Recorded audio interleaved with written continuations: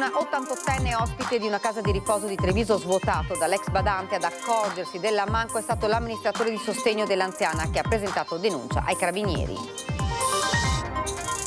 Un nuovo strumento di sicurezza per il personale sanitario. L'ULSS 2 Marca Trevigiana avvia la distribuzione di 120 braccialetti intelligenti per contrastare le aggressioni. Sorpreso a spacciare, tenta di fuggire, raggiunto, aggredisce un carabiniere, arrestato un 52enne nigeriano. L'episodio a Montebelluna. Bandiera palestinese sul costone del Grappa scambiata per un parapendio caduto, scatta la segnalazione al 118, arriva l'ambulanza, ma un falso allarme. Regionali, l'enigma del candidato del centrodestra, troppa abbondanza, dicono da Fratelli d'Italia. A Mestre si presentano i civici di Manildo il 22 novembre, Mattarella in Veneto. I nuovi dazi USA sulla pasta italiana allarmano le aziende trevigiane del settore, dalla Sgambero di Castello di Godego. L'appello alla politica, fulmina Ciel Sereno, va fatta subito chiarezza. Mancanza di manodopera, oltre il 55% dei lavoratori ricercati e di difficile reperimento con Fortigianato Imprese. Marca Trevigiana, per sopperire alla crisi, lancia un progetto per raccontare la propria azienda. Da domani ghiaccio olimpico allo Sliding Center di Cortina. La centrale di refrigerazione inizierà a raffreddare le pareti della pista di bob. Già all'opera la squadra dei ghiacciatori.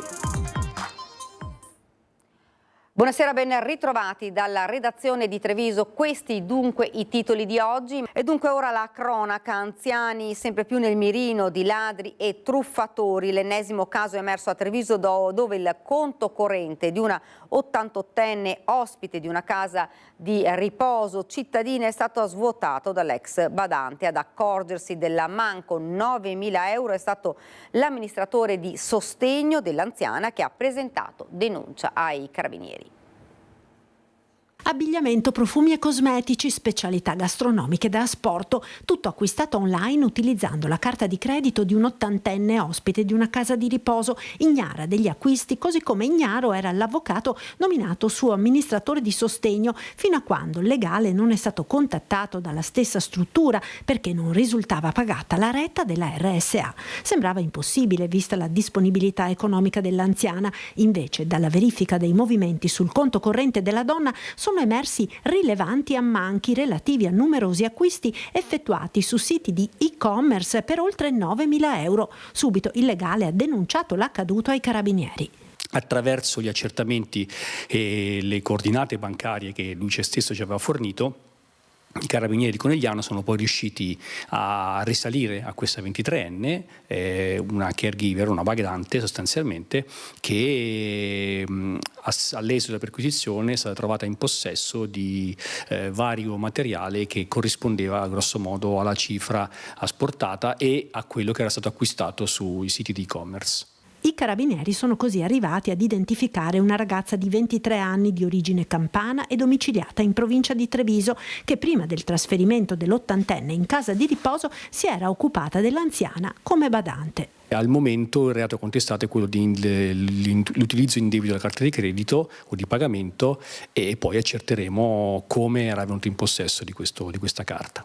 Un episodio che si aggiunge alla lunga sfilza di reati che negli ultimi mesi hanno visto gli anziani come vittime di truffatori, ladri e persone senza scrupoli che, utilizzando le tecniche più varie, hanno approfittato di loro. Se i consigli antitruffa sono solitamente rivolti proprio agli anziani, quest'ultimo caso deve far alzare le antenne ai familiari nel valutare bene le persone che vengono ingaggiate per l'assistenza ai propri cari, non più in grado di affrontare da soli le incombenze quotidiane. Questo è un aspetto che chiaramente proprio per la difficoltà a volte di gestire gli anziani ci troviamo di fronte, perché le persone che li affiancano, con cui vengono spesso a contatto, non sono persone genuine e a volte possono approfittarsi di questo minorata difesa che gli anziani purtroppo hanno in considerazione della loro età.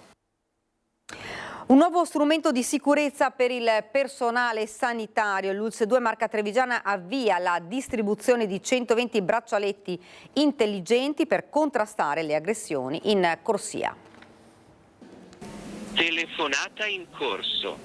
Control room safe. Sono del pronto soccorso di Treviso, volevo avvisarli che qui è in corso un'aggressione, abbiamo bisogno di aiuto. Avviso subito il 112. Un braccialetto simile a un orologio per garantire maggiore sicurezza a chi ogni giorno lavora in prima linea. Da questa settimana l'ASL 2 marca trevigiana darà in dotazione al personale dei pronto soccorso della marca dei braccialetti antiaggressione. Il dispositivo ha una SIM all'interno dove premendo il bottone rosso SOS parte una chiamata, ok? E dall'altra parte risponde una control room. In questa prima fase verranno distribuiti 120 dispositivi con l'obiettivo di offrire un supporto concreto agli operatori sanitari e amministrativi, spesso vittime di aggressioni verbali e fisiche. Solo nel 2025 l'ASL 2 ha registrato 672 episodi di violenza, di cui il 30% fisici, concentrati in gran parte proprio nei pronto soccorso. Aggressioni in netto aumento, dato che nei primi 8 mesi del 2025 e nei 6 pronto soccorso della marca sono già 188 le aggressioni rispetto alle 199 di tutto il 2024. Il nostro obiettivo è quello di salvaguardare soprattutto chi lavora. Il braccialetto antiaggressione integra anche un GPS ed è in grado di monitorare i parametri vitali di chi lo indossa, rilevando cadute e perdite di coscienza. In futuro il progetto sarà esteso anche ad altri ambiti considerati sensibili, come i servizi per le dipendenze, l'area psichiatrica, pronto soccorso pediatrici e consultori familiari. Aggressioni in via Roma, condannati 2 fratelli marocchini accusati di resistenza, furto e violenza nei confronti degli agenti di polizia intervenuti per sedare una rissa all'esterno dell'Istanbul Kebab. 1 anno e 6 mesi per Yassin Bouarid, 34 anni, e 8 mesi per il fratello Salim, 32. I 2 cittadini marocchini difesi dall'avvocato Alessandra Nava sono stati condannati per resistenza, furto e violenza perpetrata ai danni di agenti di polizia che il 24 maggio di quest'anno erano intervenuti all'Istanbul City di Treviso in via Roma. Pena sospesa per entrambi, che sono tornati subito liberi, ma i nordafricani dovranno affrontare un altro processo. Devono rispondere anche di stalking, lesioni personali aggravate e minacce nei confronti del titolare del kebab Alil Meral, che, assistito dall'avvocato Fabrizio Santoro, non solo li ha denunciati, ma si è anche costituito come parte civile e ha chiesto un risarcimento del danno di 80.000 euro. Una vicenda questa che si trascina dal 2024, quando i 2 cittadini marocchini avevano preso di mira il titolare del locale, aggredendolo, minacciandolo ed insultandolo. Più volte la polizia era dovuta intervenire. In una di queste occasioni portati in questura, i 2 fratelli avevano pensato bene di picchiare e offendere gli agenti. Ora, in attesa del processo, sono tornati liberi, ma con il braccialetto elettronico. E continuiamo con la cronaca. Sorpreso a spacciare, tenta di fuggire, raggiunto, aggredisce un carabiniere, arrestato un 52enne nigeriano. L'episodio a Montebelluna. Stava accedendo una dose di droga ad un cliente. Il pusher è stato però visto dai carabinieri del nucleo operativo e radiomobile della compagnia di Montebelluna, che sono intervenuti. L'uomo, 52 anni, nigeriano, domiciliato a Padova, ha tentato la fuga e una volta raggiunto è stato bloccato, ma la sua reazione è stata violenta ed ha aggredito uno dei militari dell'Arma. L'episodio è avvenuto sabato scorso a Montebelluna in via Duse. L'uomo, già conosciuto alle forze dell'ordine per spaccio di sostanze stupefacenti e resistenza pubblica ufficiale, è stato perquisito. Il 52enne è stato trovato in possesso di 170 euro in contanti ritenuti provento dell'attività di spaccio. Per lui sono scattate le manette. L'arrestato è stato trattenuto nella camera di sicurezza del comando della compagnia in attesa dell'udienza di convalida che si è svolta in mattinata nel tribunale di Treviso. Una svolta sul caso Una Bomber è atteso per giovedì, quando saranno consegnate al GIP i risultati delle perizie sui vecchi reperti relativi al caso, finalizzati a trovare il DNA e a collegarlo ad un volto. Si attende una possibile svolta sul caso Una Bomber, l'attentatore che disseminò di ordigni il nord-est dal 94 al 96 e dal 2000 al 2006. Una vicenda racchiusa in una trentina di attentati e finora nessun colpevole. Dopo vari rinvii, entro giovedì sarà consegnata alla giudice per le indagini preliminari del Tribunale di Trieste, Flavia Mangiante, la perizia richiesta per far luce sull'identità del misterioso bombarolo. Oggi invece è il giorno del confronto in video tra, da un lato, lato i periti dell'accusa e gli avvocati difensori, dall'altro i periti incaricati il 13 marzo di 2 anni fa dal GIP Luigi Dainotti di sottoporre a test del DNA 10 reperti conservati per anni dopo la chiusura dei fascicoli scritti e poi archiviati. Gian Pietro Lago, ex comandante del RIS di Parma, ed Elena Pilli, antropologa molecolare forense, erano stati incaricati di cercare il DNA di una bomber e in caso di reperimento anche un nome e un cognome a cui quel profilo genetico potesse corrispondere. Nessuno degli 11 indagati all'epoca ritenne di presentarsi in aula. Il protrarsi dell'attesa ha causato la decorrenza dei termini di prescrizione per tutti gli attentati meno uno, quello del 6 maggio 2006 a Porto Santa Margherita a Caorle, quando scoppiò un ordigno nascosto sotto un tappo di una bottiglia contenente un messaggio e un infermiere di Mestre, all'epoca 28enne, rimase ferito. Si trovava sul green del Golf Club Caamata di Castelfranco Veneto quando si è accasciato a terra a causa di un malore, protagonista un golfista 70enne colpito probabilmente da un infarto che è stato rianimato con il massaggio cardiaco da alcune persone che si trovavano nei paraggi. Provvidenziale è stato l'uso del defibrillatore da parte del personale del Golf Club. Secondi e minuti preziosi con i sanitari giunti con l'automedica e l'ambulanza che hanno stabilizzato il paziente per poi portarlo al pronto soccorso dell'ospedale di Castelfranco Veneto. Il 70enne non sarebbe in pericolo di vita grazie alla tempestività con cui sono avvenuti i soccorsi.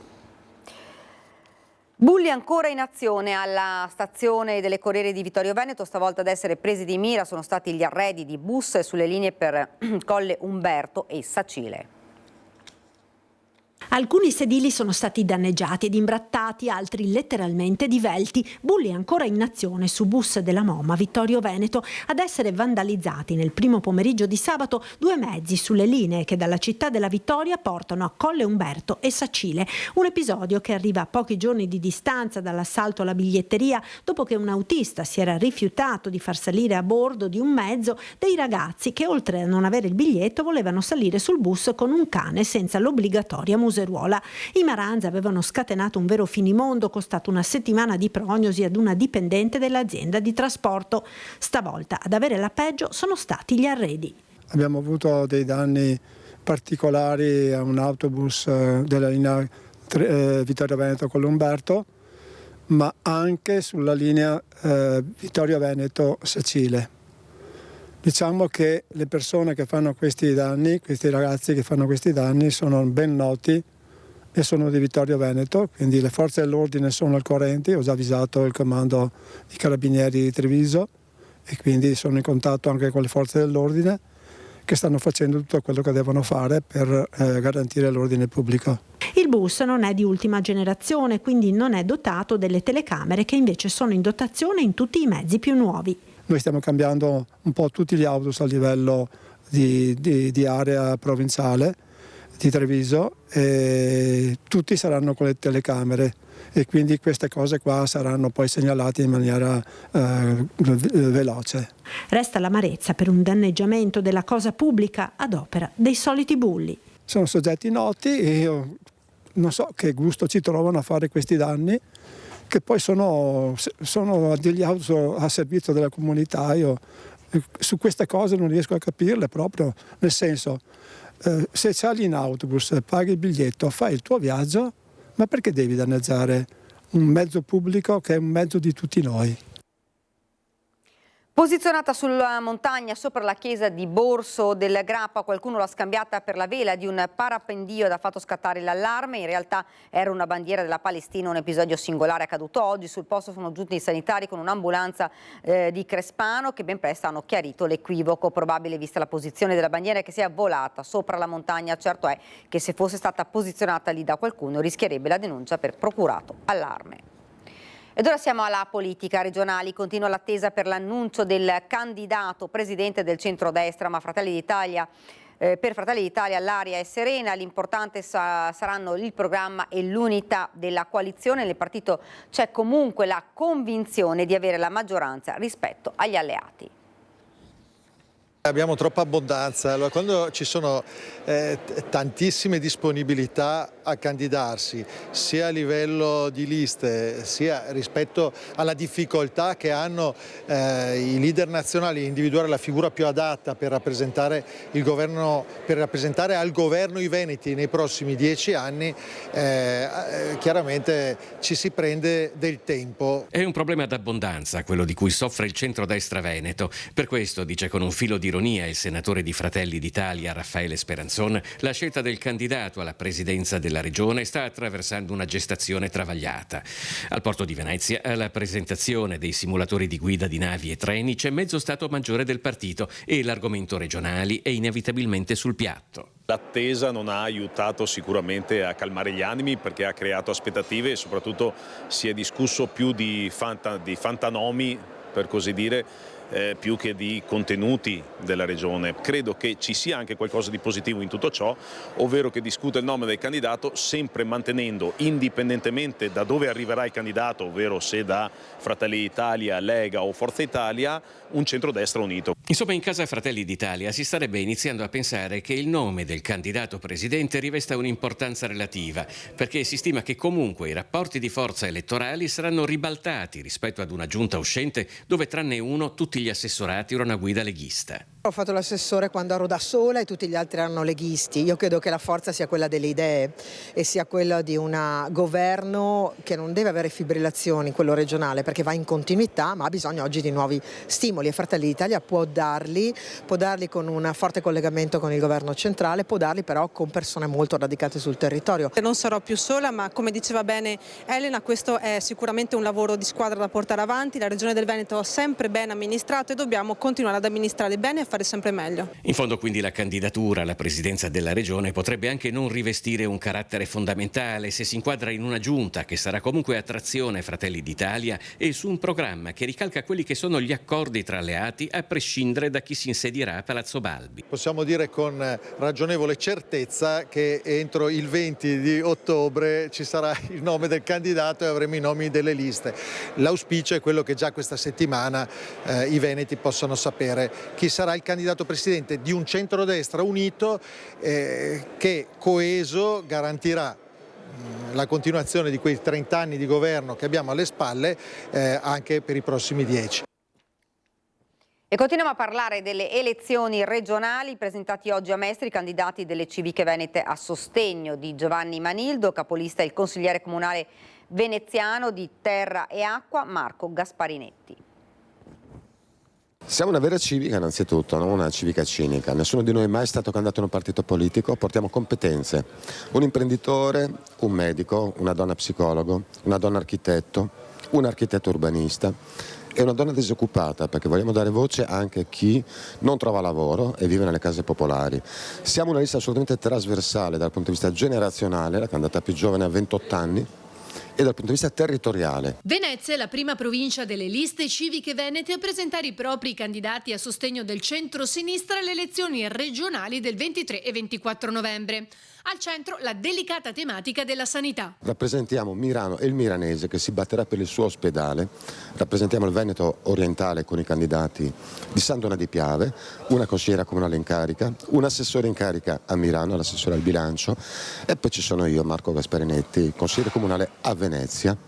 Siamo una squadra e ci muoveremo con spirito di squadra. C'è chi porta l'esperienza concreta di anni di amministrazione e chi mette a disposizione invece le proprie competenze professionali. La presenza del miranese è fondamentale e da troppo tempo non è rappresentata all'interno del Consiglio regionale e questo pesa su alcune scelte, per esempio quella dell'ospedale di Mirano, che da troppo tempo non è al centro delle attenzioni della regione. Sant'Ona sarà rappresentata da 2 candidati, me e Giorgio Maschietto, e ci sono i nostri colleghi veneziani e ci sarà anche l'espressione del miranese e noi copriremo ovviamente tutto il Veneto orientale, quindi da Portogruaro a Sant'Ona e Littorale. Gli altri membri sono Alice Zanetti, Fabio Bevilacqua, Sara Vanin, Ivo Martinelli e Roberta Bertazzolo. I nuovi dazi USA sulla pasta italiana allarmano le aziende del settore che esportano negli Stati Uniti. Di oggi pomeriggio la nota del pastificio Sgambaro di Castelli di Godego 24 milioni di euro di fatturato, poco meno del 10% del quale dal mercato americano. Azienda veneta coinvolta assieme ad altri 10 pastifici italiani nel nuovo contraccolpo arrivato da Trump. La comunicazione sull'imposizione dei superdazi al 107% alla nostra pasta italiana, commenta il direttore generale di Sgambero Claudio Costantini, è un fulmine a ciel sereno a cui va fatta chiarezza e a cui deve far seguito una mediazione da parte delle nostre istituzioni. Una stangata di queste dimensioni diventa insostenibile e quasi inverosimile, continua Costantini. Stiamo parlando di un mercato export che vale 700 milioni di euro e che ha già subito l'accordo sui dazi al 15% per il pastificio trevigiano. Il mercato USA è la priorità del 2026. Mancanza di manodopera e di giovani, oltre il 55% dei lavoratori ricercati è di difficile reperimento. Confartigianato Impresa Marca Trevigiana, per sopperire alla crisi, lancia un progetto per raccontare la propria azienda. La mancanza di manodopera nelle piccole e medie imprese ormai è un dato di fatto. Dati Excelsior stimano che di circa 50.000 entrate totali nelle imprese, quasi 26.000 sono di difficile reperimento, ovvero più del 55%. Quello che si teme è che non ci siano più passaggi generazionali, che le imprese scompaiano e così i nuovi artigiani. Necessario per questo diventare attrattivi per le nuove generazioni. Noi abbiamo bisogno di collaboratori, sostanzialmente stiamo un po' oltrepassando quella questione di quella manodopera. Non è un caso se ci sentite parlare anche di politiche dell'immigrazione più moderne, più adatte. Ricambio generazionale sempre più complesso per la crisi demografica, ma soprattutto perché sono le stesse imprese a far fatica a vendersi bene e quindi a rimanere al passo con i tempi e le diverse modalità di intendere il lavoro da parte dei giovani. Le imprese devono essere più attrattive, più belle e più funzionali, non solo per vendersi meglio, ma perché questo è quello che richiede il mercato. Fare sì che abbiamo imprese che quando il titolare finisce si possano vendere. La rottamazione delle imprese è una cosa che non fa bene assolutamente al territorio, non fa bene all'economia. Per questo Confartigianato ha creato un progetto ad hoc per le imprese. Un progetto multimediale che parte da una piattaforma digitale in continua evoluzione, nel senso che in questo momento la piattaforma digitale ha una serie di guide, di mappe per le imprese, di tutorial, di videotestimonianze e si arricchirà di webinar verticali su determinate tematiche che nell'ambito del progetto Cassetta degli attrezzi poi sono già individuate, dal welfare alla gestione dei conflitti all'interno delle aziende, a come scrivere un annuncio di lavoro, a come gestire proprio i rapporti anche all'interno delle aziende. Piccole imprese verso l'obbligo di polizza assicurativa contro le catastrofi naturali, l'allarme della CNA, una nuova tassa occulta per 50.000 imprese trevigiane. Questo obbligo introdotto nel 2024 con la legge di bilancio è evidentemente un peso che grava sulle piccole imprese e ad oggi non abbiamo ancora un portale per esempio per il confronto delle varie polizze. Questo inadempimento da parte del governo grava sempre di più sulle imprese che sono preoccupate per il tempo che passa ed una situazione che ancora risulta caotica e non chiara. Dal 1 gennaio 2026 anche le piccole imprese dovranno stipulare un'assicurazione contro catastrofi e calamità. La legge di bilancio 2024 infatti ne ha introdotto l'obbligo per le aziende. La CNA di Treviso lancia un allarme sulla mancanza attualmente di un portale dedicato per confrontare le varie polizze.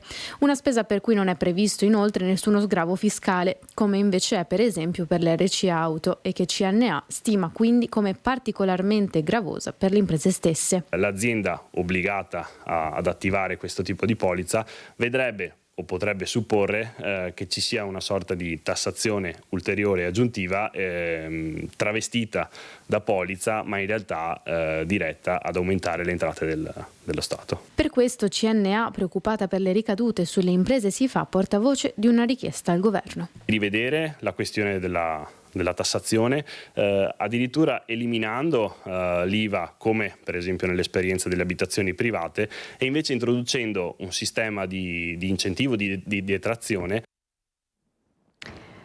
È scomparso questa mattina all'ospedale Santa Maria dei Battuti di Conegliano Michele Borella, storica voce e volto di Radio Conegliano. Aveva 56 anni, Borella combatteva da anni contro una malattia che negli ultimi giorni si era aggravata fino al tragico epilogo di oggi. Molto conosciuto e apprezzato nel territorio, era il conduttore della rassegna stampa del mattino. La sua voce inconfondibile accompagnava le mattinate di numerosi ascoltatori affezionati. Ai familiari le condoglianze della nostra redazione. Ed ora ci fermiamo per una breve pausa pubblicitaria.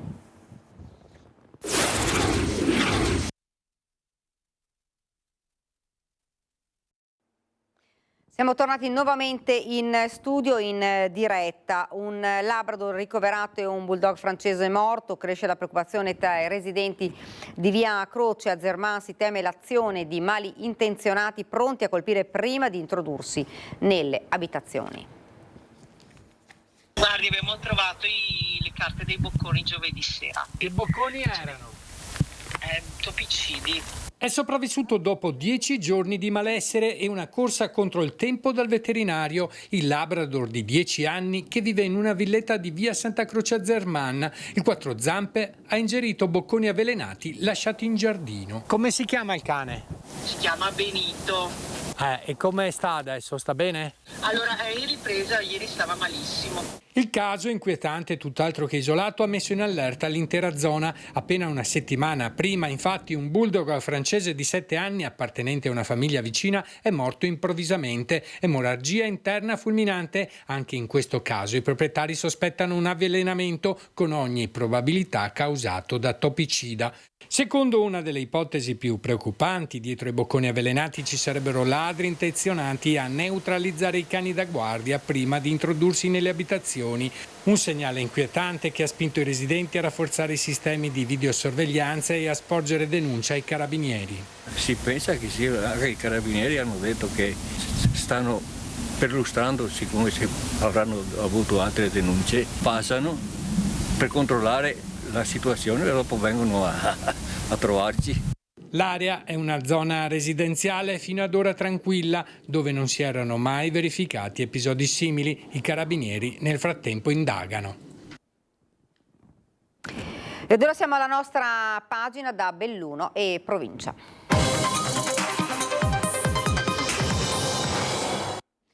Milano Cortina 2026, l'eredità dei giochi sarà fondamentale per la provincia di Belluno, a ribadirlo è il senatore Luca De Carlo, Fratelli d'Italia, che sceglie la platea della Fiera Dolomiti Oreca a Longarone per esortare ad un convinto spirito olimpico. Credo che non si sia proprio compreso l'importanza per un territorio come questo delle Olimpiadi. Quelle del 56 sono evocate ancora ad oggi e ancora oggi siamo famosi. Cortina è famosa nel mondo per quelle Olimpiadi, è uno dei marchi più riconosciuto al mondo. Credo che invece si debba essere pro territorio. Il senatore Luca De Carlo sceglie la platea di Dolomiti Oreca a Longarone per lanciare i suoi strali contro i coloro i quali, e sono tanti nel bellunese, sembrano affetti dalla sindrome di Tafazzi, cioè di chi continua a mantenere un comportamento convintamente autolesionistico nei confronti dei prossimi giochi olimpici e paralimpici 2026, traendone pure gratificazione. Non possiamo pensare di vivere le Olimpiadi solo dividendoci sul sì o no della pista di bob. Noi credo che lasciamo una legacy di 1,7 miliardi tra opere, sia opere per fare le Olimpiadi ma anche opere che rimarranno sulle strade. Credo che ci si debba concentrare su questo perché tanti privati oggi guardano a questo territorio con occhi diversi. Il countdown olimpico segna 122 giorni al via dei giochi, la corsa è frenetica. I calendari delle gare di bob pressoché definiti. In Scozia dal 7 all'11 ottobre atlete e atleti di curling si affronteranno nelle prequalificazioni olimpiche. A meno di 4 mesi dall'irripetibile bis dei 5 cerchi, la terra bellunese dovrebbe cantare all'unisono, afferma De Carlo, e non ci possono essere distinguo neppure sul fronte politico. Io credo che ci meritiamo molto di più che strumentalizzazioni su temi così. Il senatore De Carlo, coordinatore regionale di Fratelli d'Italia, richiama i bellunesi, certo, ma soprattutto i loro rappresentanti in tutti gli enti istituzionali, in primo luogo i sindaci, la cui assenza quasi totale a Longarone Fiere si è fatta sentire, pur con i timori che si avvertono proprio sul futuro dell'hub fieristico. Non tutti remiamo nella stessa direzione, la riteniamo necessaria, la riteniamo un hub così importante per le Olimpiadi, tanto da far partire da qui tutta la logistica? Sì. Perché non possiamo pensare che la legacy sia proprio quella quella di avere un punto di riferimento, specialmente in un anno nei quali questa fiera Horeca aumenta del 20% i propri espositori. Io credo che ci sia fame di Belluno nel mondo e anche in Italia in questo momento. Credo che dobbiamo essere bravi noi anche sotto questo aspetto a riuscire a tenere qui le risorse, ad avere una grande visibilità e a capire che questo ci serve per costruire il dopo Olimpiadi. Da domani ghiaccio olimpico allo Sliding Center di Cortina, la centrale di refrigerazione inizierà a raffreddare le pareti della pista di bob e già all'opera la squadra dei ghiacciatori. 7 ottobre 2025 è una data da segnare sul calendario perché allo Sliding Center di Cortina il ghiaccio comincerà a formarsi anche sulle pareti della pista da bob, slittino e skeleton grazie al fluido vettore a glicole che la posiziona tra gli impianti sportivi definiti tra i più sostenibili al mondo. Lo annuncia Simico. Messa in funzione in tempi record lo scorso 27 febbraio, prima delle preomologazioni di marzo, la centrale vanta una potenza di 4,4 megawatt, 33 stazioni di pompaggio e 77 zone dove la temperatura può essere regolata raggiungendo la massima precisione. Già all'opera la squadra dei ghiacciatori che con artigianale manualità modellerà il ghiaccio dove scivoleranno gli atleti durante i prossimi allenamenti di ottobre e le competizioni internazionali di novembre in vista dell'appuntamento a 5 cerchi. Nel frattempo procedono i lavori per il restyling del Bob Bar e della storica cabina S che diventeranno spazi pubblici simbolici alimentati dall'impianto tramite il teleriscaldamento prodotto dalla stessa centrale. Completata l'illuminazione che permetterà le gare in notturna, a Cortina la pista si integrerà sempre di più nel suo territorio. Un passaggio importante, la prima consegna parziale oramai vicina, spiega il commissario Fabio Saldini, che esalta la passione, la competenza e la visione di chi ha messo anima e cuore per realizzare il nuovo budello a Ronco. Il lavoro di artigiani e industrie italiane che insieme stanno costruendo non solo un impianto olimpico, ma una eredità che resterà nel tempo. Ed ora una notizia giunta in redazione che riguarda una bomber, l'avete sentito prima, che si attendevano i risultati delle perizie sui vecchi reperti relativi al caso e si attendevano davvero questi reperti però una bomber la caccia è finita, dalla perizia nessuna corrispondenza con un profilo genetico. Il corposissimo lavoro condotto dai periti Gianpietro Lago e Elena Pilli non ha fornito gli esiti sperati, il DNA dei reperti non è compatibile con nessuno degli indagati né di persone conosciute. Ovviamente torneremo a parlare di questo caso anche nel corso dei nostri telegiornali proprio a partire da domani e anche in prima edizione. Ed ora continuiamo con Belluno. Giovedì 9 ottobre si commemora il 62esimo anniversario del disastro del Vajont e gli eventi entrano nel vivo. Nella notte del 9 ottobre 1963 una frana di circa 270 milioni di metri cubi precipitò dal monte Toc nel bacino del Vajont, scatenando un'onda devastante che superò la diga. In pochi minuti circa 1900 persone persero la vita, Longarone e altri paesi furono spazzati via. Quel che molti hanno chiamato la diga che ha retto l'urto ma non la volontà umana resta una ferita nella storia del paese. Non fu una fatalità. Da sempre storici, geologi e cronache denunciano che segnali di instabilità erano noti, avvisi ignorati, rischi calcolati. Oggi, a 62 anni di distanza, la memoria non è passiva. In vari comuni della Valle del Vajont, nel territorio dell'area colpita, si svolgeranno cerimonie religiose, deposizioni di corone, momenti pubblici. Abbiamo messo in piedi un programma sobrio, ma che ha dei punti estremamente importanti e soprattutto un altro, anche quest'anno abbiamo deciso di tenere le scuole aperte. Questo è un segnale proprio per far riflettere i nostri ragazzi che questa non sia una giornata di festa, ma una giornata di riflessione. E per la prima volta a livello europeo arriva un segno di vicinanza istituzionale. La Presidente del Parlamento europeo, Roberta Metsola, invierà un videomessaggio di cordoglio che verrà trasmesso a mezzogiorno nella chiesa di Sant'Antonio del Colombera, Erto e Casso, e replicato alle 15 al cimitero di Fortogna, a Longarone. Avevamo preso i contatti con David Sassoli, che purtroppo purtroppo poi ci ha lasciato e quindi adesso abbiamo la Presidente, la Metsola, che ci invierà un videomessaggio, un audiomessaggio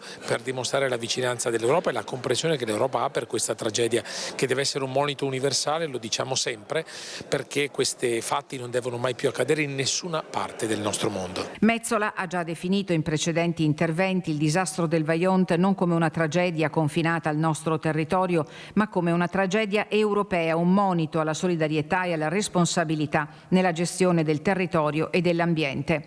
La memoria è un dovere, ma da sola non basta. Oggi più che mai il Vajont chiede vigilanza, coscienza e un impegno continuo nel custodire il territorio e le comunità che ancora lo vivono.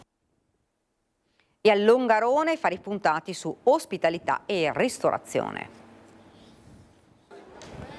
Longarone, Fiere e Dolomiti, sempre più capitale del turismo di montagna, con Dolomiti Oreca, la fiera dell'hotellerie e della ristorazione, appuntamento oramai iconico per gli addetti dell'ospitalità e sempre più orientato a sostenere l'onda lunga delle Olimpiadi e Paralimpiadi che si avvicinano oramai a grandi passi. Noi abbiamo lavorato quest'anno per realizzare una fiera che possa esercitare una capacità di crescita mettendo diciamo così, a fuoco quelle che sono le figure che ci lavorano. Questo ha comportato per Longarone Fiere Dolomiti in Oreca un 20% in più e anche una crescita degli spazi. Questo è un risultato importante che lascia prevedere una crescita ulteriore nei prossimi anni. Approfondimenti, masterclass, incontro fra domanda e offerta di lavoro, 3 giorni intensi nei padiglioni della fiera scanditi da appuntamenti che rappresentano un'occasione per gli operatori del settore. È una fiera che ci ha dato grandissima soddisfazione. È cresciuta, ha saputo coinvolgere non solo i territori ma anche tutti gli operatori del settore turismo, le scuole,